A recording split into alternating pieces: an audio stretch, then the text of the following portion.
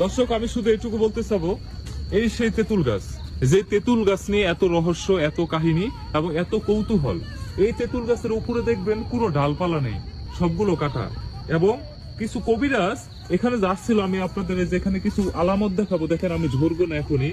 এখানে কিছু আলামত রয়েছে, কিছু কবিরাজ এখানে সে এলাকাবাসীকে বলছে আপনারা এই তেঁতুল গাছটা কেটে ফেলেন, তুলে ফেলেন বা যেভাবে সরান, তাহলেই সমস্যার সমাধান হবে। যখন এই তেঁতুল গাছে 3 জন উঠেছিল ডাল কাটতে এবং নিচে কয়েকজন মানে মাটি খোঁড়া করে শুরু করছে, দেখতেছেন আপনার নিচে কিন্তু তেমন একটা মাটি নেই, মাটি কিন্তু সরিয়ে ফেলা হয়েছিল। এবং এরপরেই কিন্তু সেই দুর্ঘটনা ঘটে। এটা কিন্তু আজ থেকে মানে কয়েক বছর আগের, কারণ পরবর্তীতে যে ডালগুলো কাটছিল সেগুলোর কিন্তু ডালপালাও বের হয়ে গেছে।